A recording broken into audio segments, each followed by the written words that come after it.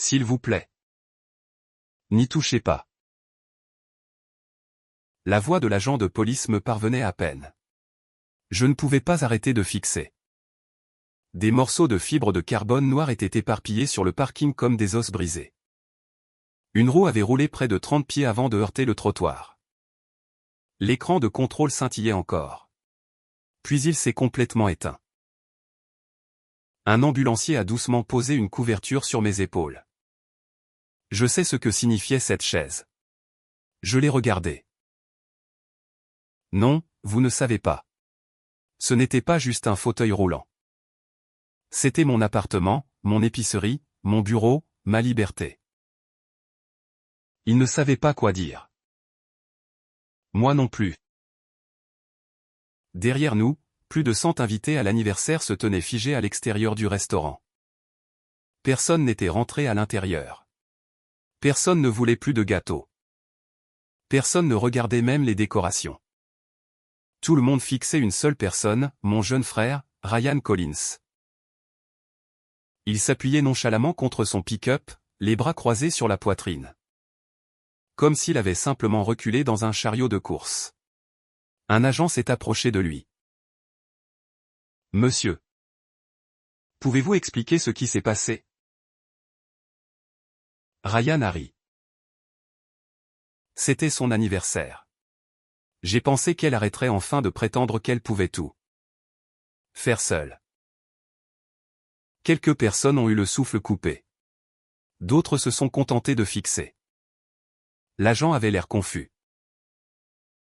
Vous avez intentionnellement roulé sur le fauteuil roulant. Ryan a haussé les épaules. Il était vieux. Je lui ai rendu service. Avant que l'agent ne puisse répondre, ma mère s'est avancée. Elle n'a pas demandé si j'allais bien. Elle ne m'a pas regardé une seule fois. Au lieu de cela, elle a regardé directement l'agent. Mon fils a fait une erreur. Il lui en achètera un autre. J'ai ri. Pas parce que c'était drôle. Mais parce qu'elle venait de prouver qu'elle n'avait absolument aucune idée de ce qu'elle avait détruit. Vous pensez que vous pouvez le remplacer? Elle a froncé les sourcils. Bien sûr.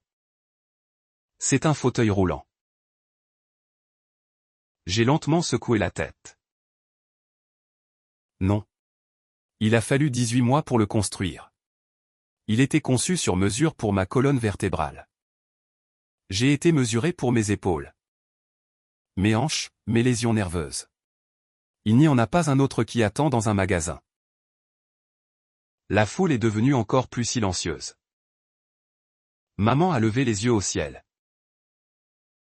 Tu es dramatique. Puis elle a souri. Ce même sourire que j'avais vu pendant toute mon enfance. Chaque fois que Ryan échappait à une autre conséquence. D'ailleurs, a-t-elle jeté un regard vers le métal tordu. Sois reconnaissante de ne pas être assise dedans. Le silence qui a suivi était différent de tout ce que j'avais jamais entendu. Pas gênant, pas inconfortable, lourd. Le genre de silence qui change à jamais la façon dont les gens voient quelqu'un. Une femme âgée près de l'avant s'est couvert la bouche. Un petit garçon a regardé son père et a chuchoté. Papa. Pourquoi cette dame est-elle si méchante? Son père n'a pas répondu. Il s'est contenté de serrer son fils plus près de lui. L'agent de police s'est retourné vers Ryan. J'ai besoin que vous restiez ici. Ryan a ri à nouveau. Je ne vais nulle part. Vous ne pouvez pas arrêter quelqu'un pour un fauteuil roulant. Personne ne lui a répondu. Pas parce qu'ils étaient d'accord, mais parce qu'ils ne connaissaient pas encore toute l'histoire. Lui non plus. Un téléphone dans mon sac a vibré une fois, 2 fois, 3 fois. Je l'ai ignoré. Puis il a sonné à nouveau. L'identifiant de l'appelant ne montrait pas un nom de personne. Il montrait une entreprise, Mobility Dynamics. L'entreprise qui avait construit mon fauteuil roulant. J'ai répondu. C'est ta vie. Une voix calme est passée par le haut-parleur. Madame Collins. Je m'appelle Daniel Foster. Je vous appelle parce que votre fauteuil roulant vient de transmettre une alerte d'impact d'urgence. Mon cœur a fait un bond. Quoi? Notre système a reçu un rapport automatique de collision il y a 38 secondes. J'ai regardé le cadre écrasé. Le représentant a continué. Les données que nous voyons ne semblent pas cohérentes avec un accident. J'ai lentement levé les yeux vers mon frère. Il souriait encore. Toujours convaincu qu'il s'en était tiré en détruisant rien de plus qu'une machine. Il n'en avait aucune idée. Le fauteuil roulant qu'il venait d'écraser avait tranquillement enregistré chaque mouvement qu'il avait subi. Et quelque part, un serveur avait déjà tout sauvegardé. Je n'ai pas dormi cette nuit-là, non pas parce que je pensais à Ryan, mais parce que je ne pouvais pas arrêter d'entendre le son, métal qui se plie, verre qui se brise. Le craquement final quand les roues motrices ont cédé sous son camion. Les gens demandent toujours ce que ça fait de perdre son indépendance. Ils posent la mauvaise question. La vraie question est: qu'est-ce que ça fait de regarder quelqu'un célébrer le fait de l'avoir prise? Le lendemain matin. Mon téléphone a sonné à nouveau. Madame Collins. C'est Daniel Foster de Mobility Dynamics. Sa voix semblait plus calme que l'après-midi précédent. J'ai notre équipe d'ingénierie avec moi. J'ai roulé mon fauteuil roulant manuel emprunté plus près de la table de la cuisine. L'hôpital de réadaptation me l'avait prêté pour la nuit. Il n'était pas conçu pour mon corps. En moins de 15 minutes, mes épaules brûlaient déjà. Dites-moi. Nos diagnostics ont téléchargé le fichier d'impact complet. J'ai fermé les yeux. Qu'est-ce qu'il montrait? Un clavier a cliqueté à l'autre bout. Le fauteuil roulant a enregistré 8 impacts distincts. J'ai froncé les sourcils. 8? Oui. La première collision a désactivé le mouvement vers l'avant. Les impacts restants se sont produits après que la chaise était déjà immobilisée. Il a marqué une pause. Accéléré, fait contact à nouveau, à plusieurs reprises. Je n'ai rien dit. Lui non plus. Enfin. Il a parlé doucement. Madame Collins. Nos ingénieurs ont unanimement classé les dommages comme délibérés. Pendant que je restais assise en silence, mon téléphone s'est rempli de notifications, de messages. D'appels manqués. J'ai ignoré la plupart d'entre eux.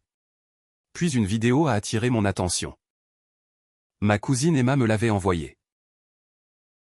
Tu dois regarder ça. J'ai appuyé sur play. L'enregistrement ne venait pas de l'avant de la fête. Il avait été pris depuis le balcon du 2e étage surplombant le parking. Celui qui filmait n'avait même pas réalisé au début que Ryan était dans le cadre. Ils enregistraient des enfants en train de jouer avec des ballons d'anniversaire. Puis Ryan est entré dans le champ. Il s'est arrêté à côté de mon fauteuil roulant, a regardé autour de lui, a souri. A sorti son téléphone, a tapé quelque chose. 30 secondes plus tard, son camion a démarré. Personne n'était encore à l'intérieur. Démarrage à distance. Il est monté calmement, a ajusté les rétroviseurs, a vérifié les deux côtés du parking. Puis s'est délibérément tourné vers la place de stationnement accessible. Il n'a pas été surpris de voir mon fauteuil roulant là. Il l'attendait. La vidéo s'est terminée juste avant le premier impact. Je l'ai regardé 3 fois. Chaque fois, son sourire semblait plus froid. Vers midi, un autre appel est arrivé. Pas de la police. Pas de l'assurance. De ma banque. Madame Collins. Nous examinons plusieurs demandes d'autorisation faites hier.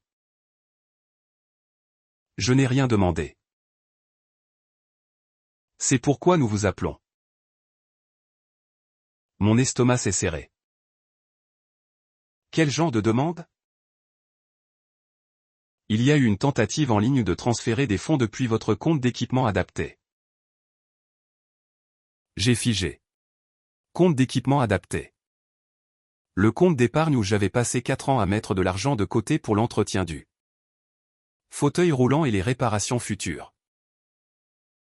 Quelque chose a été transféré? Non. Notre service de lutte contre la fraude l'a bloqué. Qui l'a demandé? J'ai peur que nous ne puissions pas en discuter avant que la vérification d'identité ne soit terminée. Quand l'appel a pris fin, une terrible pensée m'a traversé l'esprit. Détruire le fauteuil roulant n'avait pas été la fin. Cela avait été le début. Plus tard cet après-midi-là, l'agent Melissa Grant est arrivée à mon appartement. Non pas pour m'interroger, mais pour me rendre quelque chose. Elle a posé un petit sac à preuve sur la table. À l'intérieur se trouvait un joystick en métal écrasé. Le manche de commande de mon fauteuil roulant. J'ai pensé que vous pourriez le vouloir. J'ai tenu soigneusement le sac. Il semble encore familier. Elle a souri doucement. Notre équipe de médecine légale a terminé de documenter la chaise. J'ai levé les yeux. Équipe de médecine légale. En raison de la valeur estimée et de l'allégation de dommages intentionnels. A-t-elle ouvert son carnet? J'ai besoin de poser une question. Est-ce que quelqu'un avait une raison de bénéficier de votre perte d'accès à ce fauteuil roulant? J'ai presque répondu non. Puis un souvenir m'a interrompu. 2 semaines plus tôt, Ryan debout dans l'entrée de mon appartement. Tu sais. Tu ne peux pas continuer à vivre seul pour toujours. J'ai réussi pendant 5 ans. Passant cette chaise. À l'époque, j'avais pensé qu'il faisait une autre blague cruelle. Maintenant, cela ressemblait plus à un plan.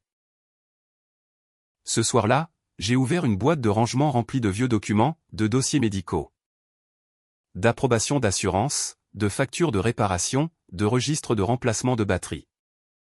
Près du fond se trouvait un dossier bleu que je n'avais pas ouvert depuis des années. Sur le devant, quelqu'un avait écrit « Accord de vie indépendante ». J'ai froncé les sourcils. Je ne me souvenais pas d'avoir signé quoi que ce soit de ce nom. À l'intérieur se trouvaient des photocopies de demandes de prestations, d'autorisation médicale, de formulaires de transport. Puis une page m'a arrêté net.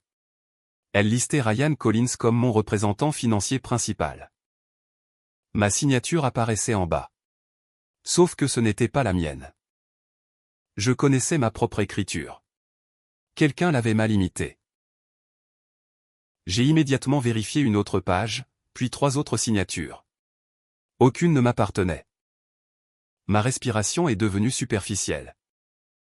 Le fauteuil roulant, le virement bancaire, les documents falsifiés. Ce n'étaient pas des événements séparés. Ils étaient liés. Quelqu'un avait passé des années à construire tranquillement le contrôle sur ma vie. Détruire le fauteuil roulant était simplement la première fois qu'ils avaient arrêté de faire semblant. À exactement 19h14 ce soir-là, l'interphone de mon appartement a sonné. J'ai une livraison pour Avery Collins. Je n'ai rien commandé. Ce n'est pas d'un magasin. C'est de la fête d'anniversaire d'hier. Quelques minutes plus tard, j'ai ouvert le colis. À l'intérieur se trouvait une tablette informatique pour enfants. Une note manuscrite y était attachée. Mon fils enregistrait des ballons quand tout est arrivé. Je pense que vous méritez de la voir. Avant que quelqu'un ne lui demande de le supprimer. Anna Morale. Mes mains tremblaient. J'ai appuyé sur play. L'enregistrement a commencé avec des enfants qui riaient. De la musique d'anniversaire. Des décorations vives. Puis la voix de Ryan est entrée dans le cadre. Il ne savait pas que l'enfant filmait. Il a regardé vers ma mère et Harry.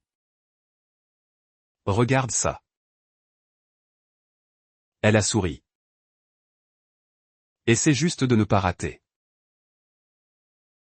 Ryan a répondu avec un sourire. Oh. Je vais m'assurer de ne pas rater. La vidéo s'est terminée. Je suis resté immobile, non pas parce qu'elle prouvait ce qui s'était passé, mais parce qu'elle prouvait quelque chose de bien pire. Ni l'un ni l'autre n'avait paniqué ensuite. Ils s'étaient attendus à ce que tout le monde les croie. Ils n'avaient jamais imaginé que des inconnus complets préserveraient la vérité avant qu'ils ne puissent l'effacer. 3 jours plus tard, Internet avait déjà décidé de ce qui s'était passé. La moitié des commentaires appelaient Ryan un monstre.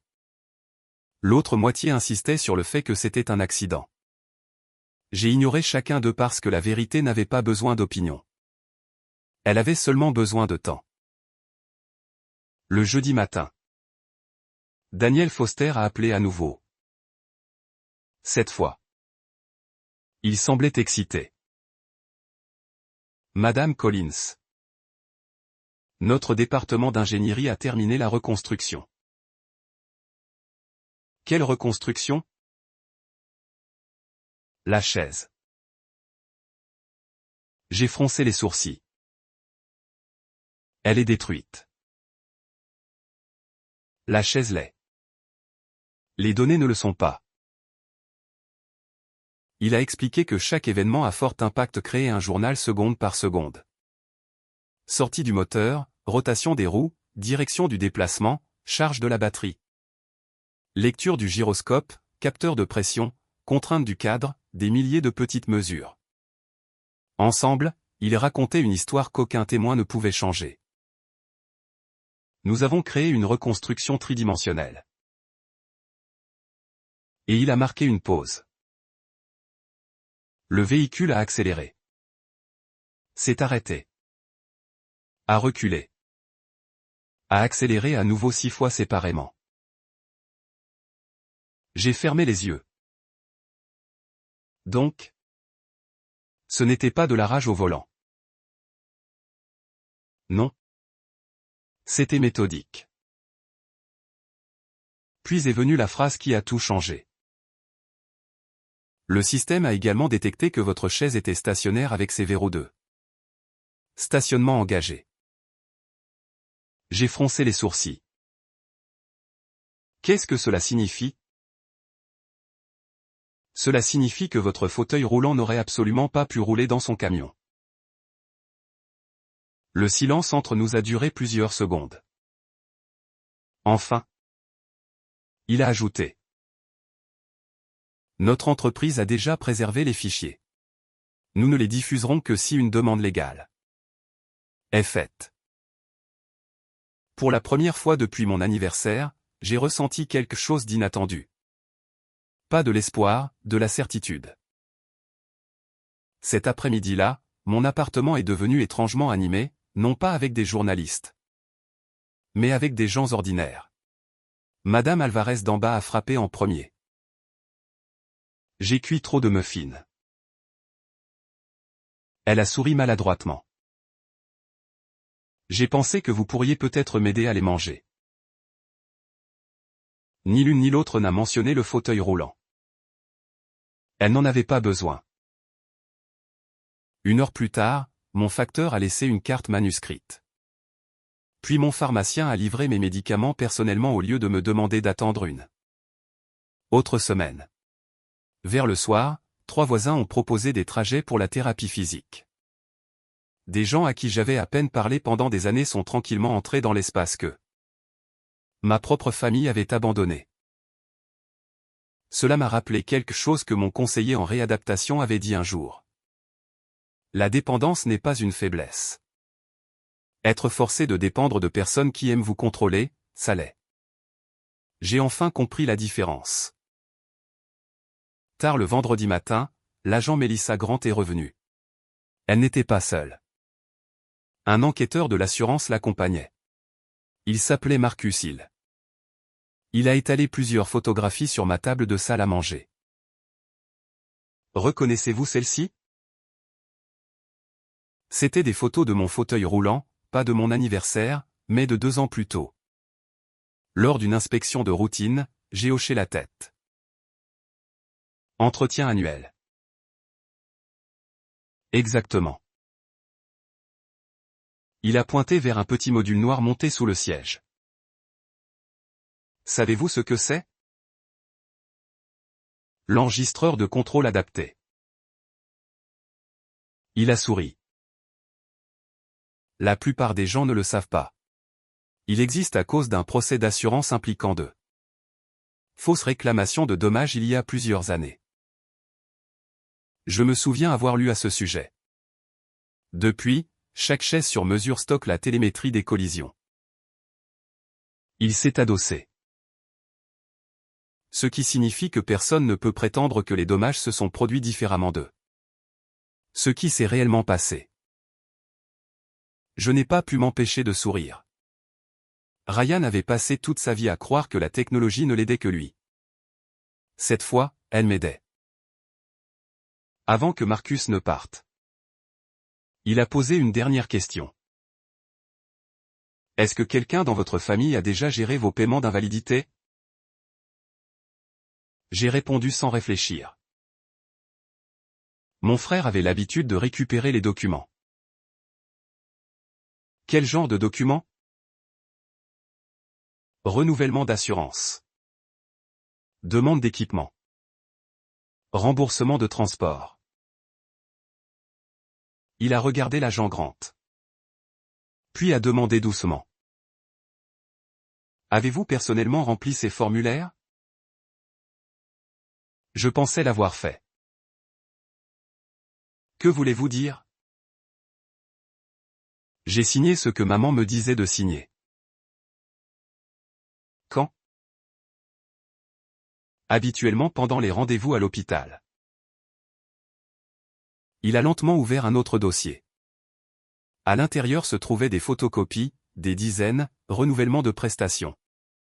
Subvention de mobilité, remboursement d'équipement, financement de technologies adaptées. Ma signature apparaissait encore et encore. Certaines étaient les miennes, d'autres non. Marcus a soigneusement glissé une page vers moi. Ne répondez pas immédiatement. Prenez votre temps. Est-ce votre signature? J'ai fixé pendant près d'1 minute entière. Engourdi. Il en a glissé une autre. Celle-ci? Non. Une autre? Non. Une autre? Non. 23 documents. 9 authentiques. 14 faux. Mon estomac s'est serré. Qu'est-ce que cela signifie? Marcus a fermé le dossier. Cela signifie que quelqu'un a peut-être utilisé votre statut d'invalidité pour obtenir de l'argent. Ou des approbations sans votre consentement éclairé. J'ai regardé vers la fenêtre. Tout prenait soudainement sens. Pourquoi Ryan insistait toujours pour gérer les documents? Pourquoi maman me décourageait de lire les formulaires parce qu'ils étaient pleins de langage? D'assurance ennuyeux. Pourquoi chaque question sur les finances devenait une dispute? Il ne m'aidait pas. Il s'assurait que je ne regarde jamais de trop près. Ce soir-là. Emma a appelé. Tu dois allumer la chaîne 8. Je ne regarde pas les nouvelles. Fais-moi confiance. J'ai pris la télécommande. Les nouvelles locales montraient des images aériennes de l'hélicoptère du parking du restaurant. Puis le présentateur a parlé. Une nouvelle vidéo diffusée aujourd'hui semble contredire les affirmations selon lesquelles la destruction du fauteuil roulant de dimanche dernier était accidentelle. L'enregistrement de l'enfant a rempli l'écran. Pas le clip entier. Seulement 6 secondes. La voix de Ryan a résonné sur toutes les télévisions de la ville. Regarde ça. Maman a ri. Essaie juste de ne pas rater. Puis est venu l'impact. La diffusion est revenue au présentateur. Les enquêteurs nous disent que plusieurs vidéos supplémentaires ont maintenant été soumises. Volontairement par les invités. J'ai coupé le son de la télévision. Mon téléphone a immédiatement commencé à sonner. Ryan, j'ai laissé sonner. Puis maman, j'ai laissé sonner aussi. Puis papa. Messagerie vocale. Avery. S'il te plaît. Ne parle à personne d'autre. Nous pouvons arranger ça. Arranger ça. Ces 2 mots m'ont tout dit. Pas, est-ce que tu vas bien? Pas, je suis désolé. Pas, nous avions tort. Seulement, nous pouvons arranger ça. Pour la première fois de ma vie, je n'ai pas répondu. J'ai simplement posé le téléphone face contre la table parce que certaines conversations n'existent que pour te ramener sous le contrôle de quelqu'un d'autre. 1 heure plus tard, il y a eu un autre coup à ma porte. Pas la famille, pas la police. Une femme de mon âge se tenait là, tenant un journal plié. Elle utilisait un fauteuil roulant. Je m'appelle Jasmine. Elle a souri nerveusement. J'ai vu ce qui s'est passé. Je voulais juste que tu saches que tu ne combats pas ça seule. Elle a plongé dans son sac à dos. En a sorti une petite épingle argentée en forme de roue. Notre groupe de défense des droits des personnes handicapées donne ces épingles aux personnes qui refusent de laisser quelqu'un d'autre définir leur vie. Elle l'a placée dans ma main. Puis a ajouté doucement. Garde tous les documents. Tu vas en avoir besoin. Pendant qu'elle roulait au loin, j'ai regardé la petite roue argentée.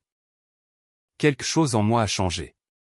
Jusqu'à présent, j'avais essayé de prouver que mon frère mentait. Maintenant, je comprenais quelque chose de bien plus grand. Je ne défendais pas un fauteuil roulant. Je reprenais possession de ma propre vie. L'audience n'a pas eu lieu dans une salle d'audience. Elle s'est déroulée dans une salle de conférence simple au bâtiment administratif du comté. Mur gris, chaise en métal, une photo d'eau au milieu de la table. Pas de discours dramatique, pas de caméra de télévision. Juste des gens portant des dossiers qui contenaient des morceaux de ma vie. Je suis arrivé avec Jasmine, non pas parce que j'avais besoin de quelqu'un pour parler à ma place. Mais parce que pour la première fois j'avais choisi quelqu'un en qui je faisais confiance. De l'autre côté de la salle était assis Ryan, ma mère, mon père. Aucun d'eux ne m'a regardé. Pendant des années. Ils avaient insisté sur le fait que je ne pouvais pas gérer mes propres affaires. Maintenant, ils devaient expliquer pourquoi. L'agent d'audience a ajusté ses lunettes. Cette revue concerne la demande de Madame Avery Collins de restaurer le contrôle exclusif sur ses décisions financières, médicales et liées à l'invalidité. Elle a regardé autour de la salle. Tout le monde aura l'occasion de parler. Ryan s'est adossé avec confiance. Avery est dépassé. J'ai toujours géré les documents difficiles. L'agent d'audience a hoché poliment la tête. Merci. Elle s'est tournée vers moi. Madame Collins. J'ai ouvert un dossier. Pas un discours. Pas des photographies. Juste une chronologie. J'aimerais soumettre ceci. Elle a accepté les documents. Qu'est-ce que c'est? Chaque rendez-vous à l'hôpital auquel j'ai assisté seul. Chaque facture de service public que j'ai payé moi-même. Mes dossiers d'emploi, mes déclarations de revenus, mes paiements hypothécaires. mon emploi du temps de thérapie physique. Mes registres d'entretien pour mon fauteuil roulant. J'ai vécu de manière indépendante pendant 5 ans. J'ai regardé vers Ryan. La seule chose que je lui ai jamais demandé était de porter des boîtes lourdes. La salle est devenue très silencieuse. Puis l'enquêteur de l'assurance, Marcus Hill, a été invité à présenter ses conclusions. Il a posé un ordinateur portable sur la table. Nous ne sommes pas ici pour discuter de désaccords familiaux. Nous sommes ici pour discuter de faits. Il a appuyé sur une touche. Une animation tridimensionnelle est apparue sur l'écran. Elle montrait mon fauteuil roulant garé à côté de la rampe d'accès. Quelques secondes plus tard, un camion numérique est entré dans la reconstruction. Il n'a pas dérivé. Il n'a pas glissé. Il s'est tourné directement vers la chaise. Impact. Marche arrière. Impact à nouveau. Marche arrière. Un autre impact. Chaque collision était marquée avec la vitesse exacte, la direction et la force. Marcus a mis l'animation en pause. La télémétrie confirme que la chaise n'a jamais bougé. Elle est restée verrouillée en place. Il a changé de diapositive, puis affiché des horodatages synchronisés de 3 vidéos d'invités. Chaque angle correspondait à la reconstruction. Chaque seconde s'alignait. Le sourire de Ryan a disparu. L'agent d'audience a regardé vers lui. Monsieur. Maintenez-vous toujours que c'était accidentel? Ryan a avalé. Ça s'est passé vite. Marcus a répondu doucement. La séquence complète a duré 1 minute et 42 secondes. Il y a eu de multiples occasions d'arrêter. Ryan n'a rien dit. Ensuite est venue la revue financière. Un comptable employé par le comté a affiché des copies de demandes de prestations. Au cours des 4 dernières années, plusieurs demandes de remboursement ont été soumises en utilisant Madame. Elle a tourné une page. Beaucoup étaient légitimes. Puis une autre. Certaines ne l'étaient pas. Elle a mis en évidence les signatures, les dates, les enregistrements électroniques. Les informations de routage bancaire. Le schéma est devenu impossible à ignorer. Les fonds destinés au transport adapté et à l'entretien de l'équipement avaient été redirigés à plusieurs reprises vers un compte contrôlé par Ryan au nom d'Avery. Le comptable m'a regardé directement. Avez-vous autorisé ces transferts? Non. Saviez-vous qu'ils existaient? Non. L'agent d'audience a pris plusieurs notes. Ma mère s'est agitée inconfortablement sur sa chaise. Enfin, mon père s'est levé. Personne ne lui avait demandé. Il semblait plus vieux que dans mon souvenir. Ses mains tremblaient légèrement. J'ai besoin de dire quelque chose. La salle a attendu. Je savais que Ryan gérait trop de choses. Il a regardé vers moi pour la première fois ce jour-là. Je me suis dit que c'était plus facile. Je me suis convaincu qu'Avery avait besoin d'aide. Sa voix s'est brisée. La vérité était que j'avais peur d'affronter ma propre famille. Il a fermé les yeux. J'ai choisi le silence et le silence est devenu une permission. Personne ne l'a interrompu. Certaines admissions arrivent trop tard pour réparer les dommages. Mais elles comptent quand même. Tard cet après-midi-là, l'agent d'audience est revenu avec sa décision. Elle m'a regardé directement. À compter d'aujourd'hui, Madame Avery Collins retrouve l'autorité exclusive sur ses décisions financières. Médicales et personnelles, a-t-elle continué. Toutes les autorisations antérieures accordées à Monsieur Ryan Collins sont révoquées. Elle a signé l'ordre. Puis a ajouté une dernière phrase. Les preuves présentées aujourd'hui démontrent un schéma soutenu de contrôle coercitif incompatible avec le droit de Madame Collins à la prise de décision indépendante. Je n'ai pas applaudi. Je n'ai pas pleuré. Pendant des années, j'avais cru que la liberté serait dramatique. Au lieu de cela, elle semblait étonnamment calme. Comme enfin entendre sa propre voix après des années où quelqu'un d'autre parlait par-dessus. En quittant le bâtiment, Ryan m'a appelé. Avery. Je me suis arrêté mais je ne me suis pas retourné. Tu as détruit cette famille. Pour la première fois de ma vie. J'ai répondu sans colère. Non. J'ai juste arrêté de te laisser la diriger. J'ai roulé vers l'ascenseur. Les portes se sont refermées entre nous.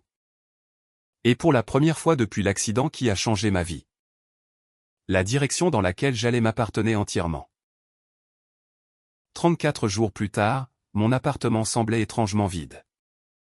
Non pas parce que j'étais seul, mais parce que pour la première fois en des années. Personne d'autre n'avait le droit légal de me dire comment vivre à l'intérieur. J'ai déverrouillé ma boîte aux lettres. À l'intérieur se trouvait une enveloppe épaisse du comté. Sur le devant se trouvait 6 mots, ordre de restauration de l'indépendance. Je l'ai monté à l'étage, j'ai fait du café, je me suis assise à côté de la fenêtre du salon. Puis je l'ai ouverte. Chaque page représentait quelque chose que ma famille m'avait tranquillement pris. Chaque signature que l'audience avait annulée. Chaque autorisation que Ryan ne contrôlait plus, décision médicale, finances. Approbation d'équipement, prestation de transport, contact d'urgence, tout. Une par une, mon nom a remplacé le sien. J'ai passé mes doigts sur la dernière page. Pour la première fois depuis mon accident, chaque décision m'appartenait à nouveau. Cet après-midi-là, Jasmine est arrivée avec des plats à emporter. Pas de célébration seule. J'ai ri.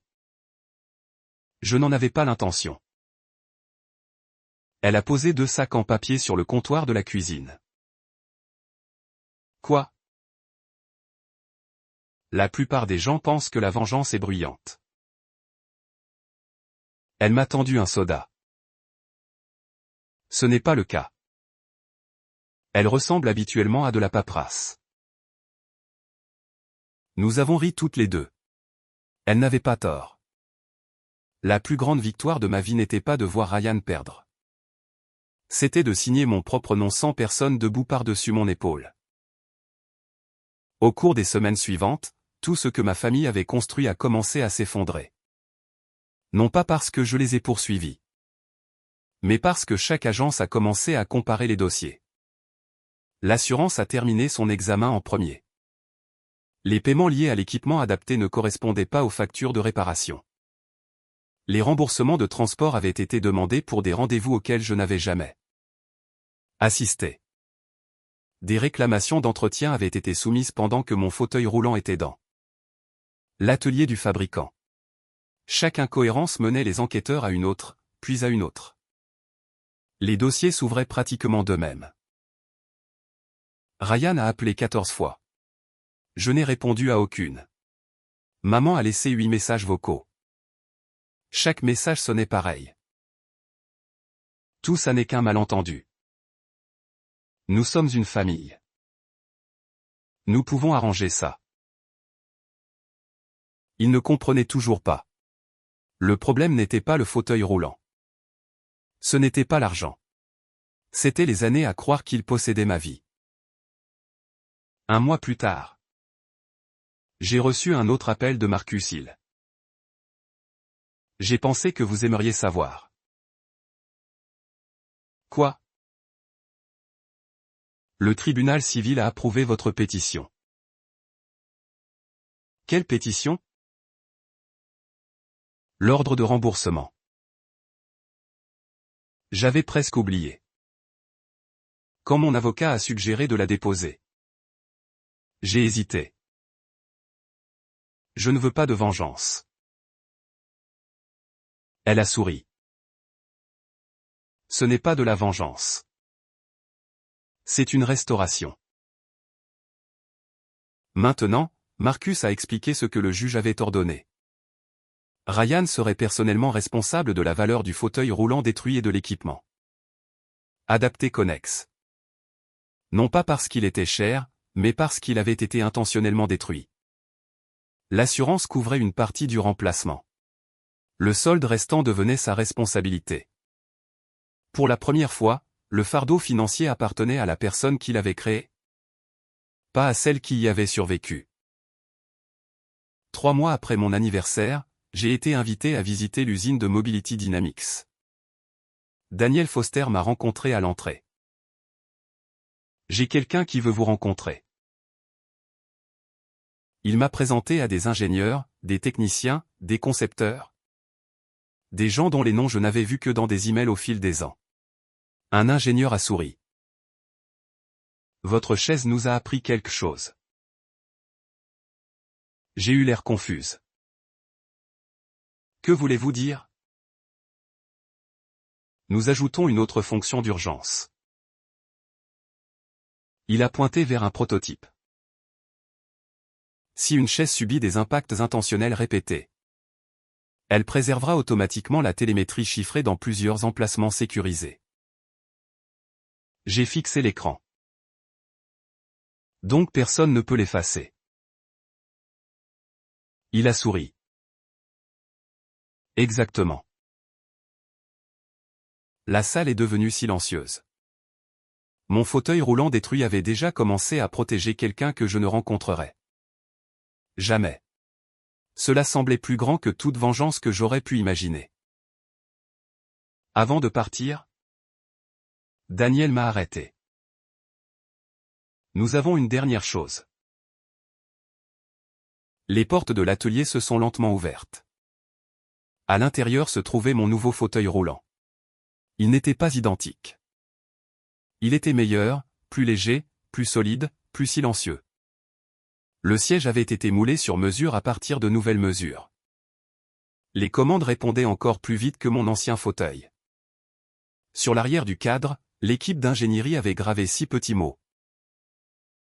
Construit pour la liberté. Jamais pour le contrôle. Je ne pouvais pas parler.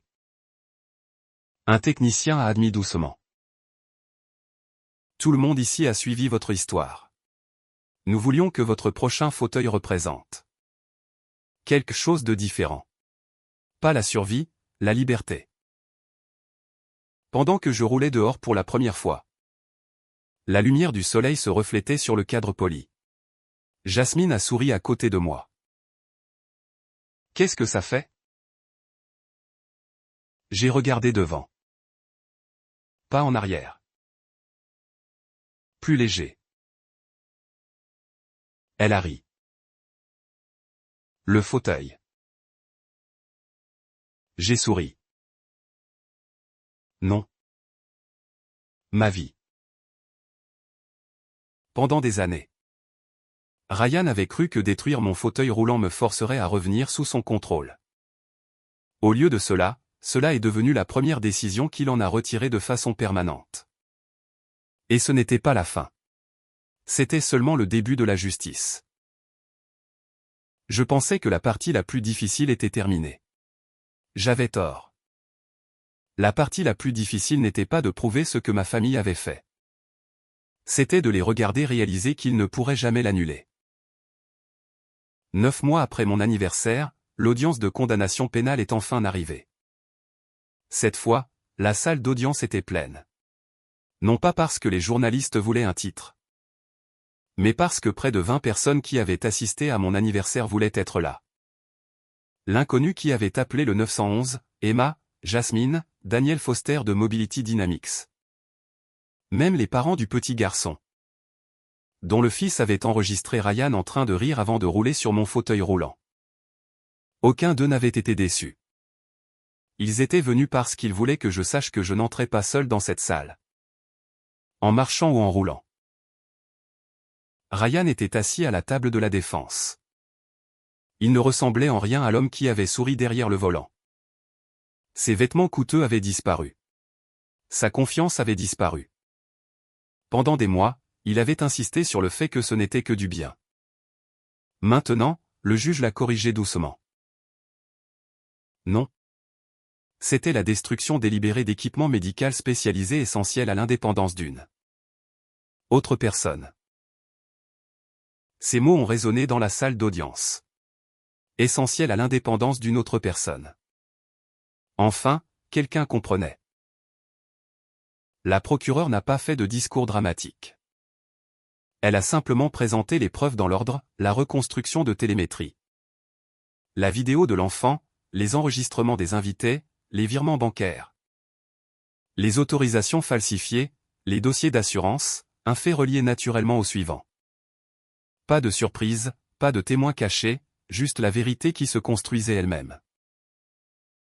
Ryan ne m'a pas regardé une seule fois. Quand c'était mon tour de parler, je n'avais pas de notes.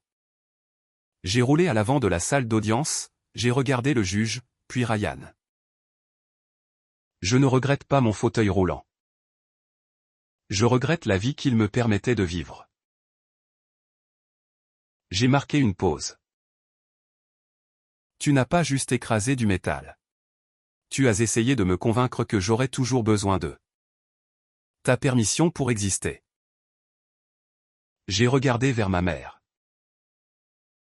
Vous croyez tous les deux que la dépendance me rendait faible. Vous n'avez jamais compris quelque chose. Demander de l'aide n'est pas une faiblesse. Prendre l'indépendance de quelqu'un pour qu'il ait besoin de toi. Ça, c'est une faiblesse. La salle d'audience est restée complètement silencieuse. Je n'avais pas terminé. Je ne veux pas de vengeance. Je veux mon avenir de retour. Puis je suis retourné à mon siège. Le juge a rendu la décision lentement. Ryan a été jugé responsable de la destruction intentionnelle d'équipements médicaux adaptés, d'infractions liées à la fraude dans le schéma financier, et d'autres accusations soutenues par les preuves. Il a été ordonné de payer des réparations. Son permis de conduire a été suspendu pour la période déterminée par le tribunal. Il a perdu les certifications professionnelles requises pour son emploi. L'ordre de restitution le suivrait pendant des années. Ma mère a été jugée responsable de son rôle dans l'exploitation financière et le contrôle coercitif, qui m'avait privé de mon indépendance. Toute autorité qu'elle détenait autrefois sur mes affaires a été définitivement terminée. Le juge les a regardés directement tous les deux. Cette affaire n'a jamais été à propos d'un fauteuil roulant. Il s'agissait de traiter un autre être humain comme si l'indépendance était quelque chose que l'on pouvait accorder ou retirer. Personne n'a célébré. La justice n'est pas bruyante. Elle est finale. À l'extérieur du palais de justice, papa s'est arrêté à côté de mon fauteuil. Il semblait plus vieux que je ne l'avais jamais vu. Je te dois quelque chose. J'ai attendu. Il a avalé difficilement. Quand ton accident est arrivé, je me suis convaincu que Ryan te protégeait. Je l'ai regardé prendre le contrôle de ta vie. Je l'ai regardé ta mère l'encourager. Et chaque fois, je suis resté silencieux. J'ai choisi l'enfant le plus facile. Ses yeux se sont remplis de larmes. Je ne protégeais pas ma famille. Je protégeais mon propre confort. Pour la première fois de ma vie, il ne me demandait pas de lui pardonner. Il ne demandait pas une autre chance. Il disait simplement la vérité. J'ai hoché la tête une fois. J'espère que tu deviendras l'homme que tu aurais dû être. Puis j'ai roulé au loin.